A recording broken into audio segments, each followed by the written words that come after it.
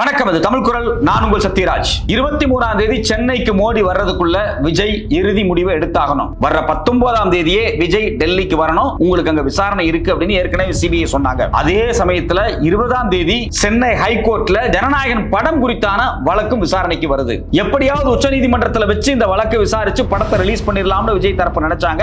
ஆனா உச்சநீதிமன்றம் நான் இதை விசாரிக்க மாட்டேன் அப்படின்னு நேற்றுக்கு சொல்லிட்டாங்க. சோ அப்ப இறுதியா இருக்கிறது இந்த ஹைகோர்ட் தான். ஏற்கனவே சென்சார் போர்டு சார்பாக துஷார் மேத்தா, அதாவது மோடி அரசாங்கத்தினுடைய சாலிசிட்டர் ஜெனரல் ஆஃப் இந்தியா, நேரடியாகவே பாத்தீங்கன்னா சென்சார் போர்டு சார்பாக இந்த மெட்ராஸ் ஹைகோர்ட்ல விசாரணைக்கு வந்தாரு. சோ அப்ப ஜனநாயகன் படத்தை எப்ப ரிலீஸ் பண்ணணும் அப்படின்னு பாஜக ஒரு திட்டத்தை வச்சிருக்காங்க. அதுக்காக தான் உச்சநீதிமன்றம் இதை விசாரிக்காம திரும்பவும் உயர்நீதிமன்றத்துக்கே அனுப்புறாங்க. அதே சமயத்துல வர 2026 தேர்தல்ல விஜய்க்கு என்ன ரோல், என்ன செய்ய போறார் அப்படின்னு ரெண்டு ஆப்ஷனை பாஜக முடிவு பண்ணி வச்சிருக்கிறதாக வெளிப்படையான சில தகவல்கள் வந்திருக்கு. ஏன் எதுக்காக ஜனநாயகன் ரிலீஸை இவ்வளவு தூரம் பாஜக பொலிட்டிசைஸ் பண்றாங்க? இதற்கு பின்னாடி பாஜகவினுடைய அந்த ரெண்டு அஜெண்டா என்ன? ஏன் இந்த வழக்கை உச்சநீதிமன்றம் விசாரிக்க முடியாதுன்னு இன்னைக்கு சொன்னாங்க? அது மட்டும் இல்லாமல் வர 23ஆம் தேதி மோடி வர்றதுக்கு முன்னாடி விஜய் என்ன முடிவு எடுக்கணும்? இது குறித்து இதுவரைக்கும் பாஜகவினுடைய மேலிடம் என்ன இன்ஸ்ட்ரக்ஷன் கொடுத்திருக்காங்க? வணக்கம், இது தமிழ் குரல். நான் உங்கள் சத்யராஜ். தாவேகா தலைவர் அதிரடியாக ஒரு குழுவை நியமிச்சிருக்கிறார். இது முதல் குழு கிடையாது. கடந்த வாரத்துல 2 புதிய குழுக்களை அவர் உருவாக்கி இருக்கிறார். முதல்ல பாத்தீங்க அப்படின்னா தாவேகாவினுடைய பிரச்சார குழு, இது ஒரு 10 பேர் கொண்ட மூத்த நிர்வாகிகளை அறிவிச்சிருக்கிறார். இன்னைக்கு இப்ப 2-3 நாளைக்கு முன்னாடி பாத்தீங்க அப்படின்னா திடீர்னு பார்த்தா வேகமாக தேர்தல் அறிக்கை தயாரிப்பு சிறப்பு குழுவை நியமிச்சார். என்னடா தாவேகா கட்சிக்குள்ள திடீர்னு குழுவா உருவாக்குறாங்க, ஏன் இவ்வளவு பரபரப்பா வேலை பார்க்கறாங்க, என்ன நடந்துகிட்டு இருக்கு அப்படின்னு பார்க்கும்போது இன்னும் பல தகவல்கள்லாம் வந்திருக்கு. அதுல குறிப்பா பாத்தீங்க அப்படின்னா உச்சநீதிமன்றம் இந்த ஜனநாயகன் படம் விவகாரத்தை நாங்க விசாரிக்க முடியாது அப்படின்னு தூக்கி போட்டாங்க. ஏற்கனவே சென்னை உயர்நீதிமன்றத்தில் இருந்த வழக்கை உச்சநீதிமன்றத்துக்கு தான் கொண்டு வராங்க. ஐயா, என் படத்தை ரிலீஸ் பண்ண விட மாட்டேங்கிறாங்க, தயவு செஞ்சு ரிலீஸ் பண்ணுங்க அப்படின்னப்ப உச்சநீதிமன்றம் இதெல்லாம் ஒரு வழக்கு நான் விசாரிக்க மாட்டேன் அப்படின்னு தூக்கி போட்டாங்க. இதுல கவனிக்க வேண்டிய விஷயம் என்ன அப்படின்னா, சென்னையில் இருக்கக்கூடிய நம்ம சென்சார் போர்டு இருக்கு பாத்தீங்களா, சென்சார் போர்டு முதல்ல என்ன சொல்லுச்சு, இந்த படத்துல சில ராணுவ காட்சிகள் இருக்கு, ஸோ இந்த காட்சிகளை வைக்கலாமா வேண்டாமா நாங்கள் பேசிக்கிட்டு இருக்கோம் சென்சார் போர்டு அப்படின்னு சொன்னாங்க. ஜனவரி 5ஆம் தேதியே சொன்னாங்க. ஜனவரி 5ஆம் தேதி இதெல்லாம் சொல்லி முடிச்சதுக்கு பிறகு என்ன நடக்குது அப்படின்னா, இந்த படக்குழு இல்ல படத்தை நீங்க ரிலீஸ் பண்ணணும், நாங்கள் டேட் அறிவிச்சிட்டோம்னு சொல்லும் போது தான் பார்த்தீங்கன்னா மறு விசாரணை குழு சென்சார் போர்டு அமைச்சு திருப்பி இந்த படத்தை நாங்கள் ரிவ்யூ பண்ணணும் அப்படிங்கிற இடத்துக்கு சென்சார் போர்டு நகருது. சென்சார் போர்டு நீதிமன்றத்துக்கு போகும்போது சென்சார் போர்டு சார்பாக யார் அங்க அப்பியர் ஆகிறாங்க அப்படின்னு பாத்தீங்கன்னா, மோடி அரசாங்கத்தினுடைய அரசு வழக்கறிஞர் வர்றாரு, திரு துஷார் மேத்தா அவர்கள் வர்றாரு. துஷார் மேத்தாங்கிற பேரை கேள்விப்பட்ட உடனே இவர் வழக்கமா சுப்ரீம் கோர்ட்ல இடிக்காக வருவாரு, சிபிஐக்காக வருவாரு, என்ஐஏக்காக வருவாரு, மோடி அரசாங்கத்துக்காக வருவாரு, பெரிய பெரிய வழக்குல தானே வருவாரு. ஏன்னா ஒரு சாலிசிட்டர் ஜெனரல் ஆஃப் இந்தியா, இந்தியாவினுடைய உச்சபட்ச அதிகாரம் படைத்த ஒரு நபர். இவர் ஒரு வழக்கில் அப்பியர் ஆகணும் அப்படின்னா பிரதமர் அலுவலகம் கடிதம் கொடுக்கணும். அது மட்டும் இல்லாம ஹோம் மினிஸ்ட்ரியிலிருந்து கடிதம் வரணும், மினிஸ்ட்ரி ஆஃப் லா அண்ட் ஜஸ்டிஸ்ல இருந்து அப்ரூவல் வரணும். இது மாதிரி ஒரு பெரிய ப்ராசஸ் இருக்கே. சாதாரண இந்த மொக்க ஜனநாயகன் படத்துக்காக இந்தியாவில் இருக்கக்கூடிய அரசு வழக்கறிஞர் எப்படி ஆஜரானார் அப்படிங்கும் போதே ஒரு ஆச்சரியமான விஷயமா நமக்கு இருந்துச்சு. நம்ம ஏன் ஆச்சரியம் சொல்றோம் அப்படின்னா, விஜய் எந்த அளவுக்கு பாஜக சீரியஸா எடுத்திருக்கு அப்படிங்கிறத நம்ம கவனிக்க வேண்டிய விஷயமா இருக்கணும். விஜயை தன்னுடைய கூட்டணிக்குள்ள கொண்டு வர்றதுக்கு அல்லது விஜயினுடைய மார்க்கெட்டை உயர்த்தி தன்னுடைய கூட்டணிகளை கொண்டு வரணும், இல்ல இந்த மார்க்கெட்டை ரொம்ப பெருசா காமிச்சு திமுகவுக்கு ஆதரவா இருக்கக்கூடிய சிறுபான்மையின ஓட்டை பிளக்கணும் இல்லையா, அதுக்கான வேலைகள் நடக்குது அப்படின்னு தொடர்ச்சியா எல்லாருமே பேசிட்டு இருக்காங்க. இதுல நாம பர்டிகுலரா கவனிக்கிறது என்ன அப்படின்னா, விஜய் விஷயத்தை துஷார் மேத்தா மாதிரியான சீனியர் அட்வொகேட்ஸ் இறக்கி விட்டு ரொம்ப ரொம்ப ரொம்ப ரொம்ப பெரிய விஷயமாக இதை மாத்திக்கிட்டே இருக்காங்க அப்படிங்கிறத நம்ம பார்க்கிறோம். சீரியஸா எடுத்திருக்காங்க அப்படின்னு நம்ம பார்க்கிறோம். இப்போ உச்சநீதிமன்றத்துக்கு போகும்போது கூட உச்சநீதிமன்றம் இதை சீரியஸா எடுத்துக்கல. ஒரு படத்துக்காக அரசு ஏன் இவ்வளவு பொலிட்டிக்கலா கேம் ஆடிக்கிட்டு இருக்கு, இதை நம்ம எடுத்துக்க முடியாது அப்படின்னு உச்சநீதிமன்றத்தினுடைய தலைமை பீடத்தில் இருக்கக்கூடியவங்களும் சரி, குறிப்பாக உச்சநீதிமன்றத்தினுடைய இந்த கேஸ் அலோகேட் பண்ணக்கூடிய பெஞ்ச் அலோகேட் பண்ணக்கூடிய ரெஜிஸ்ட்ரார் ஜெனரலுக்கு எல்லாம் இருப்பாங்க, அவங்க எல்லாம் இந்த வழக்கையை தூக்கி போட்டு போயிட்டாங்க. இப்போ மோடி வர 23ஆம் தேதி தமிழ்நாட்டுக்கு வர்றாரு, 19ஆம் தேதி விஜய் டெல்லிக்கு போறாரு, 20ஆம் தேதி ஜனநாயகன் படத்துக்கான வழக்கு இங்க வருது. சோ இது எல்லாமே ஒரு பொருத்தப்பாடா இருக்கு. இது எல்லாத்தையும் நம்ம ஏன் பொருத்தப்பாடா இருக்குன்னு நம்ம கவனிக்கிறோம். ஏற்கனவே பாத்தீங்க அப்படின்னா அமித்ஷா தமிழ்நாட்டுக்கு வந்தார். அமித்ஷா தமிழ்நாட்டுக்கு வர்றதுக்கு முன்னாடியே ஜனநாயகன் படத்தை சென்சார் போர்டு ரிலீஸ் பண்ண கூடாது அப்படின்னு தள்ளி வச்சிட்டாங்க. ஏன்னா சென்சார் போர்டுக்கு இந்த படம் போன மாசம் 18ஆம் தேதி. சென்சார் போர்டு இந்த படத்தை எப்ப காட்சிப்படுத்தி பார்த்தாங்கன்னா போன மாசம் 22ஆம் தேதியே பார்த்துட்டாங்க. ஆனா ஜனவரி 5ஆம் தேதி தான் இந்த படத்துக்கு நாங்க சென்சார் சர்டிபிகேட் தர முடியாது, சில சீன் சிக்கலா இருக்கு, கட் பண்ண வேண்டியது இருக்கு, ராணுவ காட்சிகள் நிறைய இருக்கு, அதனால நாங்க வந்து வேற ஒரு குழு வந்து பரிந்துரை செய்து அந்த குழு டெல்லியில பார்ப்பாங்க அப்படிங்கறத அவங்களுடைய ஸ்டேட்மெண்ட் அவங்க வச்சாங்க. சோ இவங்க இந்த ஸ்டேட்மெண்ட்டை வைக்கிறதுக்கும் அமித்ஷா வந்து தமிழ்நாடு வந்ததுக்கும் ஒரே டேட் தான். கரெக்டா அமித்ஷா தமிழ்நாடு வர்றாரு. ரெண்டும் வந்து ஒரு சேமா இருக்கு. அமித்ஷா தமிழ்நாட்டுக்கு வந்தப்ப ரெண்டு விஷயம் நடக்குது. ஒன்னு, விஜய்க்கு சிபிஐ சம்மன் அனுப்புறாங்க. ஜனநாயகன் படம் ரிலீஸ் ஆகாது அப்படிங்கிறத அறிவிக்கிறாங்க. சோ 22ஆம் தேதியே இந்த சென்சார் போர்டால் முடிவு பண்ணப்பட்ட ஒரு விஷயம் 5ஆம் தேதி அமித்ஷா வந்ததுக்கு பிறகுதான் அறிவிக்கப்படுறாங்க. அப்ப இதுல இருந்து நமக்கு என்ன தெரியும் அப்படின்னா, பொலிட்டிக்கலாக விஜயோடு பாஜக எப்படியெல்லாம் நெருக்கம் காமிக்கிறாங்க. பாஜக வந்து நேரடியான நெருக்கம்னு ஒன்று இருக்கு. ஆமா, நம்ம 2 பேரும் ஒண்ணு வாங்க பாத்துக்கலாம் அப்படின்னு. அந்த சமயத்துல தாவேகா தரப்புல சில டிமாண்ட் வைப்பாங்கல்ல, அப்ப அவங்கள மிரட்டியும் பார்ப்பாங்க. இப்ப இந்த 2 யுக்தியுமே கையாளுறாங்க. ஒண்ணு, நட்பு சக்தியாகவும் இருக்கிறாங்க. அதே சமயத்துல இந்த நட்பு சக்தி நமக்கு எந்த இடத்துலையும் எதிராக மாறிடக்கூடாது அப்படின்னா இவங்க மேல இருக்கக்கூடிய வழக்கை நாம இருக்கணும், இவங்களுடைய எல்லா வழிகளையும் இறுக்கி நம்ம கைக்குள்ள வச்சுக்கணும் அப்படிங்கறதுல உறுதியா இருப்பாங்க. அது எடப்பாடியா இருந்தாலும் சரி, ஓபிஎஸ் இருந்தாலும், டிடிவியா இருந்தாலும், எவ்வளவுதான் பாஜகவுக்கு அடிமையா போனாலும், டெல்லிக்கு அடிமையா போனாலும், டெல்லி அதுக்காக அவங்களை எல்லா வழக்குல இருந்து விடுதலை எல்லாம் பண்ணாது. இப்ப நீங்க எடப்பாடியினுடைய வழக்கு இருக்கு, அவங்களுடைய சம்பந்தி வழக்கு, கிட்டத்தட்ட 3 முக்கியமான வழக்கு. எல்லாமே பாத்தீங்கன்னா ஸ்டேட் ஹைவேஸ் போட்டதுல, டெண்டர் விட்டதுல மிகப்பெரிய ஊழல் நடந்திருக்கு. அதுக்கான ஆதாரம் எல்லாமே இருக்கு. ஆனா இடி அந்த வழக்கை விசாரிக்கிறாங்க, கையில் எடுத்துட்டாங்க, அவங்க வந்து எஃப்ஐஆர் போட்டாங்க. ஆனா இது வரைக்கும் சார்ஜ் ஷீட் போட்டு கைது பண்ணி எதுவுமே நடந்து எடுக்க மாட்டாங்க. எடப்பாடி என்னதான் பாஜகவோட நெருக்கமாக இருந்தாலும் எடப்பாடி மீது இருக்கக்கூடிய வழக்கை அவங்க நீக்க மாட்டாங்க. காலங்காலத்துக்கு அது ஒரு கொக்கி மாதிரி போட்டு வச்சிருப்பாங்க, ஒரு இரும்பு கூண்டு மாதிரி போட்டு வச்சிருப்பாங்க. அதே தான் யாருக்கு, நம்ம வந்து டிடிவிக்கும் அவர் மேல இருக்கக்கூடிய லண்டன் ஹோட்டல் வழக்கு. அது மட்டும் இல்லாம ரெட்டலை சின்னத்தை வாங்குவதற்காக டெல்லியில தேர்தல் ஆணையத்துக்கு உள்ள இருக்கக்கூடிய அதிகாரிகளுக்கு லஞ்சம் கொடுத்த வழக்கு. இந்த வழக்குல இருந்து அவர் விடுதலை ஆயிட்டாரா? விடுதலை ஆக மாட்டார். அவர் மொத்த கட்சியும் கூடி பாஜகவுக்கு கொடுத்தாலும் விடுதலை ஆக மாட்டார்.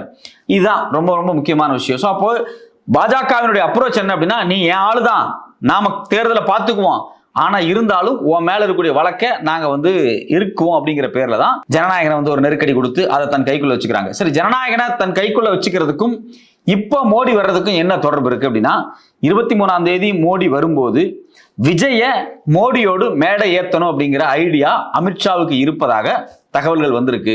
குறிப்பாக பார்த்தீங்கன்னா மின்னம்பலம் மாதிரியான பத்திரிகைகள் வந்து போன வாரமே இது குறித்து சில செய்திகளை வந்து ரொம்ப போட்டிருந்தாங்க.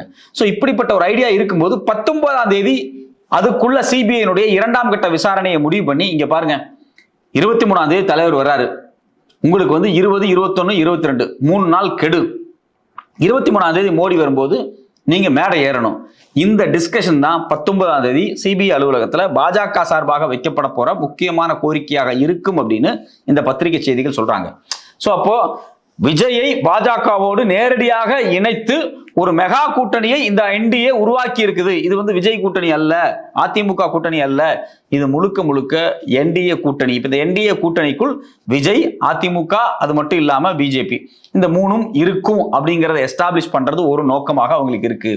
இந்த நோக்கம் இல்லாத பட்சத்தில் இதுக்கு பதிலாக ஆல்டர்னேட்டா மூத்த பத்திரிகையாளர் என்ன சொல்றாங்க அப்படின்னா, நேரடியான கூட்டணிகளுக்குள்ள கூட அவங்களை கூப்பிடாம முழுக்க முழுக்க விஜய்க்கு ஒரு பெரிய நெருக்கடியை கொடுத்து பாஜக பாருங்க, விஜயும் பாஜகவும் எவ்வளவு எதிரெதிர் திசையில் இருக்கிறாங்க. விஜயோடைய படத்தை கூட கண்டு மோடி பயப்படுறாரு, அமித்ஷா பயப்படுறாரு, பாஜக பயப்படுது, விஜயோட படம் வந்துடக்கூடாது, விஜய்க்கு ரொம்ப செல்வாக்கு அதிகம், சோ விஜயை நெருக்கிறாங்க. இப்படி ஒரு பக்கம் ஒரு நெருக்கடியை வந்து முழுசா கொடுக்கணும். இப்படி முழுசா நெருக்கடி கொடுக்கும்போது திமுகவுக்கு ஆதரவாக இருக்கக்கூடிய சிறுபான்மையின ஓட்டுக்கள் முழுக்க முழுக்க விஜய்க்கு ஆதரவாக இது வந்து மொத்தமா வந்து அசம்பிள் ஆகும். ஏன் அப்படின்னா, விஜய் ஒரு கிறிஸ்தவ பேக்ரவுண்ட்ல இருந்து வர்றாரு, சர்ச்சுக்கெல்லாம் அவருக்கு வந்து ரொம்ப ஆதரவு தர்றாங்க அப்படிங்கறத வந்து தொடர்ச்சியா பாஜக வெளிப்படையா பேசிக்கிட்டே இருக்காங்க. ஹெச் ராஜா மாதிரியான ஆட்கள்லாம் விஜய்னே சொல்லாம ஜோசப் விஜய், அவருக்கு பின்னாடி வந்து மிஷனரிஸ் ஒர்க் பண்றாங்க, கிறிஸ்தவ சர்ச்சுகள் ஒர்க் பண்றதுன்னு பல இடத்துல இவங்க எல்லாமே பேசியிருக்காங்க. சோ அப்ப திமுகவினுடைய சிறுபான்மையின ஓட்ட விஜய்க்கு மீதான ஒரு நெருக்கடியை கொடுத்து, விஜய் மீதான ஒரு பரிவை ஏற்படுத்தி, அதனூடாக ஓட் பேங்கை வந்து நாம ஒரு அசம்பிள் பண்ணும்போது திமுகவுக்கு ஒரு மிகப்பெரிய பின்னடைவை ஏற்படுத்த முடியும் அப்படின்னு வந்து ஒரு பக்கம் நினைக்கிறாங்க. இன்னொரு பக்கம் இவங்க என்ன நினைக்கிறாங்க, இதே பாஜக என்ன பண்றாங்க, இதே விஜயை வச்சு காங்கிரஸை தனியா உடைச்சு அதை வந்து தாவேகா கூட்டணிக்குள்ள கொண்டு வந்துட்டோம் அப்படின்னா மேலுமே திமுகவை பலவீனப்படுத்த முடியும். குறிப்பா இன்னைக்கு வந்து இந்துல ஒரு செய்தி வந்திருக்கு, 2021 திமுக காங்கிரஸ் கூட்டணி பிளஸ் 2014 திமுக காங்கிரஸ் தனித்தனியா நினைச்சு பாத்தீங்களா, அப்ப காங்கிரஸுக்கு எவ்வளவு ஓட்டு கிடைச்சதோ அந்த ஓட்டை வச்சு இந்த 14 டிஸ்ட்ரிக்டினுடைய வெற்றி வகையை மெஷர் பண்ணி ஒரு கட்டுரை போட்டிருக்காங்க. சோ அப்ப இதனுடைய நோக்கம் என்ன, ஏன் இப்படி ஒரு கருத்து உருவாகுது அப்படின்னா, காங்கிரஸ் வெளியே போய் தாவேகா கூட சேரும் போது தாவேகாவுக்கு ஒரு சிறுபான்மையின பலம் ரொம்ப அதிகமா வரும். திமுகவினுடைய சிறுபான்மையின ஓட்டு ஒரு பக்கம் பலத்த அடிபடும். இன்னொரு பக்கம் குறிப்பாக அந்த 14 எம்எல்ஏ தொகுதிகள் அதுல பாத்தீங்க அப்படின்னா இந்த மார்ஜின் வெற்றியை காலி பண்ணலாம் அப்படிங்கிறாங்க. ஃபார் எக்ஸாம்பிள் அவங்க என்ன சொல்றாங்கன்னா, டி நகர்ல 2014 தேர்தலில் திமுகவுக்கு 33,114 ஓட்டு கிடைச்சது. அதே இடத்துல காங்கிரஸுக்கு 3,670 ஓட்டு கிடைச்சது. அவங்க தனியா நின்னாங்க. 2016 திமுகவோடு சேர்ந்து கூட்டணியில் நின்னாங்க. அப்ப 50,052 ஓட்டு கிடைச்சது. 2021 இவங்க கூட்டணியா நின்னாங்க. 56,035 ஓட்டு கிடைச்சது. சோ அப்ப அங்க ஓட்டு அப்படிங்கிறது கடந்த 10 வருஷமாக திமுக காங்கிரஸுக்கு ஒரே லெவல்ல தான் இருக்கு. அந்த 50,000 அப்படிங்கிறது இவங்களுடைய கூட்டணி ஓட்டு. இப்போ கடந்த 2021 தேர்தலில் திமுக கூட்டணி அங்க வெற்றி எப்படி பெறுது அப்படின்னா 137 ஓட்டுல தான் ஜெயிக்கிறாங்க. சோ அப்போ 137 ஓட்டு தான் திமுக கூட்டணியினுடைய டி நகர் தொகுதியில வெற்றி வாய்ப்பையே முடிவு பண்ணுது. அதே போல உத்தரமேரூர் பகுதியில் 1,622 ஓட்டு தான் திமுகவினுடைய வெற்றியை உறுதிப்படுத்துது. காட்பாடியில 746 ஓட்டு துரைமுருகனுடைய கோட்டை. ஜோலார்பேட்டையில 1091 ஓட்டு. இது மட்டும் இல்லாம சேலம் நார்த்ல 7,588 ஓட்டு. சோ இப்ப எல்லா அந்த ஓட்டுகள் பாத்தீங்கன்னா 2000, 1000, 1500, ஒரு 2 தொகுதி மட்டும் 5000, இது இல்லாம 3 தொகுதி மட்டும் பாத்தீங்கன்னா 8,000, 8,000, 7,000. சோ அப்ப இவங்க சொல்ல வர்றது என்ன அப்படின்னா, இந்த 14 தொகுதியில் இருக்கக்கூடிய சிறுபான்மையின ஓட்டு, அது மட்டும் இல்லாம காங்கிரஸ் ஓட்டு மொத்தமாக விஜய்க்கு கைமாறும் போது திமுகவுக்கு மிக மோசமான சேதாரம் ஏற்படும். திமுக ஜெயிக்கவே முடியாது, பலவீனமா இருக்கும். அப்ப திமுகவினுடைய இந்த பலவீனத்தை பயன்படுத்தி என்டிஏ கூட்டணி செல்வாக்கா எந்திரிச்சு நிக்க முடியும். திமுக ஜெயிச்சாலும் ஒரு தொங்கு சட்டமன்றமாகத்தான் இருக்கும். எந்த நேரத்தில் வேண்டுமானாலும் அந்த சட்டமன்றம் கவிழ்க்கப்படலாம். யாரோ ஒருவருடைய துணை இல்லாமல், ஒரு 20 எம்எல்ஏ இல்ல 30 எம்எல்ஏ இல்ல 15 எம்எல்ஏ துணை இல்லாமல் திமுகவால் ஆட்சியை நடத்த முடியாத அளவுக்கான ஒரு நெருக்கடியை கொடுத்து திமுகவை கார்னர்லயே வச்சிருக்கணும். அவங்க கிளீன் மெஜாரிட்டி ஜெயிச்சிடக்கூடாது. எப்ப வேண்டுமானாலும் ஒரு 4 எம்எல்ஏ என்டிஏ கூட்டணிக்குள்ள கொண்டு வந்து திமுகவை வீழ்த்துற இடத்துல இருக்கணும், மிரட்டிக்கிட்டே இருக்கணும் அப்படிங்கிறது யாருடைய எண்ணமா இருக்கு அப்படின்னா பாஜகவினுடைய எண்ணமா இருக்கு. சோ அப்ப அவங்களுக்கு 2 அஜெண்டா இருக்கு. ஒன்னு, அவங்களுடைய என்டிஏ கூட்டணிக்குள்ள விஜயை கொண்டு வரணும். இல்ல அவர் என்டிஏ கூட்டணிக்குள்ள வந்தாலும் கூட்டணி சிக்கல்கள் ஏற்படும், சீட் ஷேரிங்ல சிக்கல் ஏற்பட்டுச்சுன்னா காங்கிரஸையாவது திமுக இருந்து பிரிச்சு தனிச்சு நின்று சிறுபான்மையின ஓட்டை காலி பண்ணி மொத்தமாக திமுகவை தமிழ்நாட்டில் பலம் இழக்க செய்வதற்காக இந்த ஒரு பேச்சுவார்த்தை நடக்குது. அதுக்கு தான் பாத்தீங்கன்னா 23ஆம் தேதிக்கு முன்னாடி ஒரு முடிவை நீங்க எடுங்க. மோடி வருவதுதான் லாஸ்ட். ஏற்கனவே அமித்ஷா வந்தப்ப நீங்க உறுதியான முடிவு எடுக்கல. அதனாலதான் உங்களுக்கு சிபிஐ வெளிப்படையா சம்மன் கொடுத்து உங்களை டெல்லியில கூப்பிட்டு விசாரிச்சாங்க. திருப்பி 2ஆம் கட்ட விசாரணை 19ஆம் தேதி இருக்கு. 2வது இதுக்கு முன்னாடி நடந்த முதல் விசாரணை அன்னைக்கு நீங்க எழுதி கொடுத்த பதில்கள் இருக்கு பாத்தீங்களா, அவங்க கேட்ட கேள்விகளுக்கு, அதனோடு புஷி ஆனந்த், நிர்மல், இது மட்டும் இல்லாம ஆதவர்ஜுனா இவங்க கொடுத்த கேள்விகளோட நாங்க ஒப்பிட்டு பல விஷயங்களை கண்டுபிடிச்சு வச்சிருக்கிறோம். குறிப்பாக கரூர் கேஸ்ல உங்க மேல வழக்கு போடுறது கூட வாய்ப்பு இருக்கு. A1 ஆதவர்ஜுனாக இருந்தாலும் A2 விஜயாக கூட இருக்கலாம். சோ இப்படிப்பட்ட ஒரு நெருக்கடியை கொடுத்து அவங்கள்ட்ட முக்கியமான சில கையெழுத்துக்களை வாங்கியிருக்கிறாங்க ஏற்கனவே. அப்போ மோடி 23ஆம் தேதி வர்றதுக்கு முன்னாடி இந்த 2ஆம் கட்ட விசாரணையில் தமிழ்நாட்டினுடைய 2026 தேர்தல் கூட்டணியினுடைய இறுதி முடிவை எடுப்பதற்காக இந்த அமித்ஷா திட்டவட்டமான ஒரு முடிவை எடுத்து வைத்திருக்கிறார். அதனுடைய ஒரு வெளிப்பாடு தான் இந்த விஜயினுடைய வழக்குல எப்படி பாஜக எவ்வளவு சீரியஸா தன்னை இன்வால்வ் பண்ணிக்கிறாங்க அப்படிங்கறத பொறுத்து இருக்கு. சோ அப்போ விஜயை சாதாரணமா பார்க்கல பாஜக. விஜயை ஒரு ட்ரம்ப் கார்டா பயன்படுத்தணும். எதுக்கு அந்த ட்ரம்ப் கார்டுனா, திமுகவை எப்படி பலவீனப்படுத்துறது, இதுக்கு முழுக்க முழுக்க விஜய் ஒரு ட்ரம்ப் கார்டா பயன்படுத்தணும் அப்படிங்கிறது அவங்க ரொம்ப ரொம்ப உறுதியா இருக்கிறாங்க. இதுக்காக முழுக்க முழுக்க விஜயினுடைய கரூர் வழக்கையும் ஜனநாயகமும் அவங்க பயன்படுத்துறாங்க. இதுல 2 விஷயம் நடக்க வாய்ப்புண்டு. ஒன்னு என்ன அப்படின்னா, ஜனநாயகன் படத்தை தேர்தலுக்கு முன்பாக அந்த படத்தை ரிலீஸ் பண்ணி விஜய்க்கு ஒரு ஹைப்பை கொடுக்கிறது. 2வது, தமிழ்நாட்டு திமுகவோடு கூட்டணியில் இருக்கக்கூடிய தமிழ்நாடு காங்கிரஸ் கமிட்டியை உடைத்து தனியாக பிரித்து கொண்டு போய் விஜயோடு நிக்க வைக்கிறது. இதுல அவங்களுக்கு ஒரு மிகப்பெரிய லாபம் என்ன அப்படின்னா, தமிழ்நாட்டுல காங்கிரஸுக்கு இருக்கக்கூடிய அந்த சின்ன ஓட் பேங்க் இருக்கு பாத்தீங்களா, அதையும் சிதைக்கிறதுக்காக தான். எப்படி அப்படின்னா, ஒரு பக்கம் திமுகவை பலவீனப்படுத்தலாம், இன்னொரு பக்கம் காங்கிரஸுக்குள்ள குழப்பத்தை ஏற்படுத்தி காங்கிரஸே 2ஆ பழக்கலாம். ஒன்னு பாத்தீங்க அப்படின்னா விஜய்க்கு ஆதரவான காங்கிரஸ், இன்னொன்னு திமுக ஆதரவு காங்கிரஸ். ஏற்கனவே 2ஆக பிளந்துதான் இருக்கு. சிதம்பரம், ஜோதிமணி இவங்கெல்லாம் திமுக சார்பா இருக்கிறாங்க. மாணிக் தாகூர், பிரவீன் சக்கரவர்த்தி மாதிரியான இன்னொரு குழு தமிழ்நாட்டில் பாத்தீங்கன்னா ஒரு பெரிய ஆதரவோடு யாருக்கு ஆதரவா இருக்காங்க, விஜய்க்கு ஆதரவா இருக்காங்க. சோ அப்போ காங்கிரஸ் சுத்தமா வாஷ் அவுட் பண்ணலாம், திமுக பலவீனப்படுத்தலாம். இந்த 2 எண்ணத்திற்காக விஜயை எப்படி பயன்படுத்துவது 19ஆம் தேதிக்குள்ள இது குறித்தான இறுதி முடிவை எடுப்பதற்காகத்தான் பல வேலைகள் நடந்து கொண்டிருக்கிறது. பொறுத்திருந்து பார்ப்போம் என்ன நடக்குது என்று.